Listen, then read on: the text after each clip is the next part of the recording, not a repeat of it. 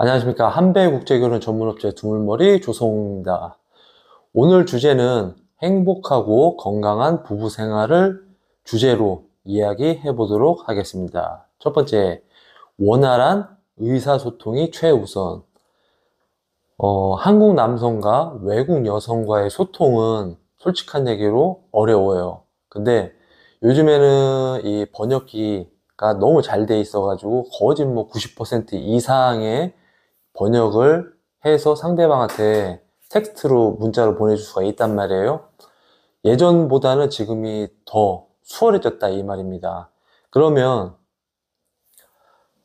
결혼을 전제로 뭐 만나는 사람도 있고, 그리고 결혼을 하고 진행 중인 이 부부도 있단 말이에요. 신혼부부들. 그러면 건강한 부부의 관계는 솔직한, 솔직하게 대화해야 되고, 또 그리고 이제 열린 대화를 자주 하셔야 돼요.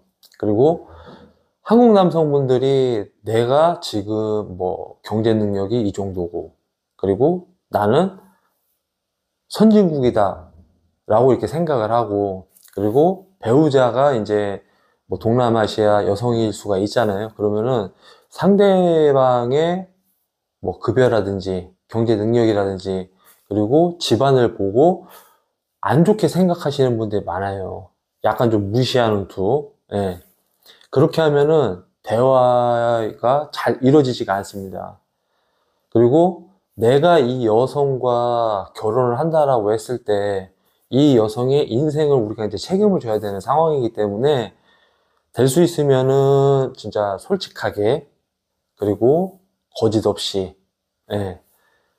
그렇게 소통을 자주 자주 하다 보면 서로에 대한 이제 신뢰가 많이 쌓여요. 그리고 배우자가 나한테 어떤 그 진중한 얘기를 한다라고 하게 되면 내가 먼저 얘기하는 것보다 들어주고 경청해주고, 아, 이런 부분이 서운했구나. 그리고 이런 부분에 있어서 내가 도움을 줘야지. 이런 관계가 유지가 된다라고 하게 되면 서로에 대한 신뢰도가 많이 쌓여요. 그렇기 때문에 최소 뭐 밥 먹을 때 같이 대화도 하고, 아니면은 같이 산책을 할 때도 대화도 하고, 그리고 잠을 자기 전에도 대화를 하면서 오늘 하루는 어땠는지에 대해서 진심 어린 걱정을 한다라고 하게 되면 상대방의 배우자가 되게 의지하고, 아, 우리 남편은 참 좋은 사람이구나, 이렇게 또 생각을 할 수 있다 이 말이죠. 그리고 절대 해서는 안 될 말이 막 언성 높여가면서 막 고래고래 소리 지른다든지, 아니면 막 때릴 것처럼 이렇게 폭력 행사를 한다든지, 그리고 또 욕을 한다든지, 예. 그리고 아니면 뭐 너네 나라로 돌아간다든지 이런 말을 함과 동시에 서로의 신뢰는 이제 깨지게 되는 거죠. 그렇기 때문에 이런 부분은 조심하는 게 좋습니다. 두 번째, 신뢰와 존중을 바탕으로 한 관계 형성. 이 부부는 신뢰가 가장 중요해요. 신뢰가 가장 중요한데, 이제 뭐 한국 사람도 마찬가지고, 뭐 외국 여성도 마찬가지예요. 대화를 하다 보면 나한테 뭔가 숨기는 게 있구나, 없구나라는 거를 서로가 다 잘 알 수가 있어요. 그리고 대부분 이제 한국 남성들 특성이죠. 그죠? 그러면 이 특성이라는 게 뭐냐면 대충대충 얼버무리려고 하는 남성들이 되게 많아요. 예를 들어서 이렇게 해서 뭐 잘못을 했으면 아유 알았어 알았어 그냥 이렇게 넘어가려고 하면 안 된다라는 거지. 사실 뭐 이만저만 해서 뭐 내가 좀 늦었어, 아니면 뭐 술자리를 했어, 아니면은 약속을 못 지켰어, 이렇게 명확하게 전달을 해주고 내가 미안하다고 하는 게 가장 좋은 거고. 그리고 이제 외국 여성이 한국에 왔을 때 가장 크게 어려움을 겪는 것 중에 하나가 문화, 그리고 이제 남편이 이렇게 뭐 모임을 자주 갖는다라고 하게 되면 의지할 데가 아무도 없어요. 남편 밖에는. 근데 이제 뭐 잦은 술자리를 한다든지, 뭐 자주 뭐 이렇게 자기 아는 사람들끼리 따로 빠져서 논다든지 하게 되면 이제 집에 혼자밖에 없으니까 누가 있겠어요. 적응도 안 되는 상황인데. 그러면은 정말 힘들어요. 그렇기 때문에 두 사람 사이에 제일 좋은 방법 중에 하나는 서로 어디를 간다라고 하면은 같이 손잡고 데려가고, 그리고 또 아내가 믿을 수 있게 언행을 바르게 하시는 게 가장 좋습니다. 그리고 신뢰라는 거는 아시다시피 쌓이는 데는 오랜 시간이 걸려요.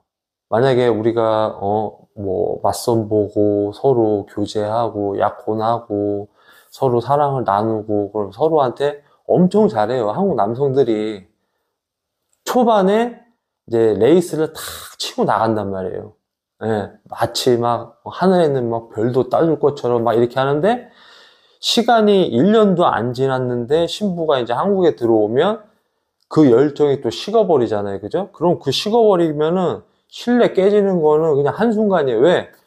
연애할 때는 나한테 엄청나게 잘해줬는데 시간이 지나고서는 나를 관심도 안 가져주고 내가 뭘 원하는지도 모르고 사소한 이런 뭐 산책이든 뭐 데이트든 뭐 이런 것도 전혀 없고 내가 뭘 좋아하는지 어떤 음식을 좋아하는지 어떤 과일을 좋아하는지에 대해서도 일절 언급도 안 하고 이렇게 한다라고 하게 되면 그냥 영혼이 없는 거죠. 둘 사이에.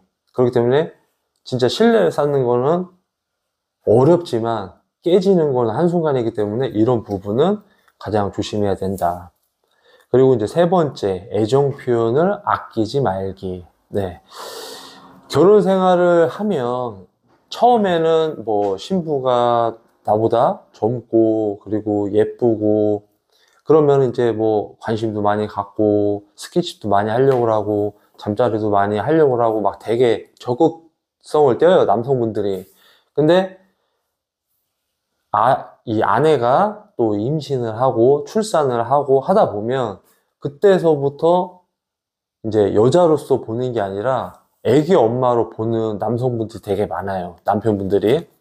그러면 엄마이기 이전에 아내로서의 이 남편의 관심을 또 요구한단 말이에요. 이제 그런 것들이 잘 이루어지지 않는다라고 하게 되면 그러면 이제 서로 사이가 되게 틀어지게 되겠죠. 그죠? 뭔 얘기를 해도 막 짜증을 내고 그리고 뭔 얘기를 해도 뭐 화만 나고 그러다 보면 이제 서로 대화를 안 하다 보면 자꾸 이렇게 담이 점점 쌓여요. 그렇기 때문에 가벼운 스킨십, 가벼운 애정 표현 이런 거는 적극적으로 이렇게 해주셔야 되는 거고 뭐 아침이나 저녁 때 출근할 때 여보 나 잘 갔다 올게요 하면서 이제 안아주고 뽀뽀해주고 퇴근하고 들어오면 여보 나 왔어요 하면서 뭐 과일이라도 하나 들고 오고 아니면 뭐 아내가 좋아하는 뭐 음식이라도 하나 탁 싸들고 와가지고서는 또 안아주고 또 뽀뽀해주고 오늘 뭐 고생했냐 뭐 안 했냐 뭐 이런 미주알 고주알 이런 얘기도 하고 그리고 이제 뭐 베트남 뭐 여성의 날도 있고 뭐 생일도 있고 뭐 크리스마스 뭐 발렌타인데이 이런 게 있으면은 아내를 위해서 작은 또 서프라이즈 이런 것도 해주면은 되게 좋아하거든요. 그리고 이제 뭐 아내가 이렇게 뭐 책 읽는 걸 좋아한다든지 하게 되면은 뭐 편지라도 이렇게 써놓고 그러고서는 이제 아내한테 이렇게 탁 놓고 간다라고 하면 아내가 감동하죠. 아 그래도 내가 정말 이 사람하고 결혼하길 정말 잘했구나. 그러니까는 후회가 없는 결혼 생활을 하는 게 제일 좋아요. 그리고 저도 제가 9년 차지만 뭐 지금 관계가 좋다 하더라도 늘 변함없이 저도 노력을 많이 하고 있거든요. 그리고 네 번째, 이 갈등 해결 방법. 예, 서로 간에 다툼이 있거나 그리고 갈등이 무조건 있어요. 그러면 이런 거 같은 경우에는 감정적으로 해결하는 것보다는 역지사지라는 말이 있잖아요. 그죠? 서로의 입장. 서로의 입장을 이해하고 노력하고 그리고 내가 큰 소리를 치기 전에 내 마인드 컨트롤을 또 차분하게 내놓고 우리 와이프가 뭐가 화가 났는지 근데 이게 탁 들어보면 이래서 아내가 기분이 나쁠 수가 있겠구나 이렇게 생각하는 게 제일 좋은 거고 과거에 한번 있었던 일 있잖아요. 막 서로 이렇게 막 기분 안 좋았던 일을 꺼낼 필요가 없어. 너 예전에 뭐 이랬잖아 저랬잖아. 그거만큼 한심한 사람은 없습니다. 예? 그렇기 때문에 이제 그런 거 하시면 안 되고 다섯 번째는 함께하는 시간을 늘리세요. 예. 그리고 이제 이 부부는 일상을 아침서부터 저녁 때까지 계속 똑같은 반복으로 패턴이 지나가게 되잖아요. 그러면 아내와 함께하는 시간이 점점 줄어들어요. 왜? 애도 키워야 되지, 살림해야 되지, 육아해야 되지, 요리해야 되지, 청소해야 되지. 그리고 남편하고 왜 이렇게 좀 좋은 시간을 보내려고 하면 또 애가 또 이렇게 또 칭얼칭얼 된단 말이에요. 그러면은 부부의 일상생활에 있어서 함께하는 시간이 현저히 줄어든단 말이에요. 그러면 일주일에 한 번 정도 아내랑 손잡고 산책을 가든, 뭐 맛집을 가든, 아니면 같이 운동을 하든, 그리고 아내가 뭐 좋아하는 게 있으면은 같이 따라가서 체험도 해보고, 그리고 취미라든지 운동 같은 거를 이렇게 자주 해주시는 게 제일 좋아요. 네. 그리고 여섯 번째, 서로를 구속하지 않고 독립적인 삶을 유지하는 거예요. 그래서 예를 들어서 아내든 남편이든 본인들이 좋아하는 게 있으면 이제 혼자만의 시간이 필요하단 말이에요. 그죠? 그러면 그 혼자만의 시간을 절대 터치를 하면 안 된다 이거예요. 그래서 예를 들어서 뭐 아내가 나는 이번에 토픽 3급을 했는데 뭐 4급, 5급을 준비하고 싶다라고 하면은 그 시간을 보장을 해줘야 돼요. 왜? 발전을 하기 위해서 공부를 하는 거니까. 아니면 내가 뭐 회사를 간다든지 아니면 뭐 취업을 한다든지 하게 되면은 자격증 같은 시험을 본단 말이에요. 그러면은 대부분 한국 남성들이, 여자들이 뭐 밖으로 나돈다라고 하게 되면 의심을 해요. 근데 애 낳고 사는 부부 같은 경우에는 그걸 의심할 필요가 전혀 없거든요. 왜? 내가 이 커리어 우먼으로서의 발전 가능성을 엿보고 주변에서 이제 또 보고 듣는 게 있거든요. 그래서 내가 하려고 하시는 분들 되게 많아요. 그럼 이제 그런 것도 응원을 해주는 거예요. 그리고 남자도 뭐 내가 낚시를 좋아한다라고 하게 되면 아내도 이 독립적인 자기만의 생활을 해줬으면 남편도 나 이렇게 좀 해도 괜찮겠지 하면 이제 서로 타협을 하면 되는 거니까. 근데 너는 되고 나는 안 돼 이렇게 생각을 하시면 안 된다는 거예요. 그리고 서로 간에 이제 취미나 관심이 있게 되면 이제 그런 부분을 관심을 서로 가져주고 응원을 해주는 게 가장 좋죠. 그리고 일곱 번째, 부부를 위한 작은 배려를 실천하기. 사소한 배려라는 게 있어요. 사소한 배려라는 게 뭐냐면 이제 부부가 살다 보면 아내가 뭘 좋아한다라고 하게 됐을 때 아내가 좀 이렇게 좀 기운이 없어. 그러면은 내가 아내가 뭘 좋아하는지 생각을 하고 있다가 요리라도 또 해주고 아니면 이제 뭐 장모님한테 아니면 장인 어른한테 뭐 건강식품 있잖아요. 그죠? 건강식품 같은 걸 또 사서 몰래 또 서프라이즈도 해주고 그리고 아내가 힘들 때 등도 두들겨주면서 정말 다정다감한 한마디 여보 오늘 진짜 고생했어 그렇기 때문에 오늘 많이 힘들 거야 오빠가 뭐 마사지라도 해줄게 예.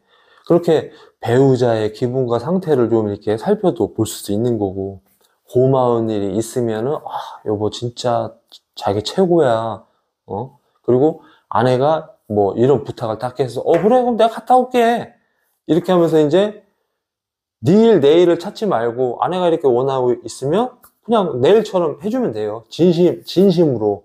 그러면 아내가 되게 고마워하겠죠. 근데 뭐 하나 시키면은 그걸 내가 왜 해야 되느냐고 당신이 해 이렇게 얘기를 하면 안 된다라는 거예요. 그래서 대부분 뭐 한국 사람끼리 결혼한 사람도 마찬가지고 외국 사람끼리 결혼한 사람도 마찬가지예요. 연애할 때와 결혼 생활은 달라요. 근데 결혼 생활 1년밖에 안 했는데 서로에 대해서 너무 이렇게 구속하고 관심도 안 가져주고 하면은 정말 힘들다 이거죠. 근데 이런 게 서로 간에 잘 맞춰지고 잘 이끌어 간다라고 하게 되면 이 두 부부의 이런 일상생활이 좀 더 건강하고 또 행복할 수 있다 이 말이죠. 또 이렇게 제 영상을 이렇게 시청을 해주시고 관심을 가져주셔서 진심으로 감사합니다. 그리고 이제 제가 5월 9일 날 또 베트남 국제결혼 출장을 가는데 이번에도 좋은 여성과 잘 이루어질 수 있도록 최선을 다하겠습니다. 감사합니다.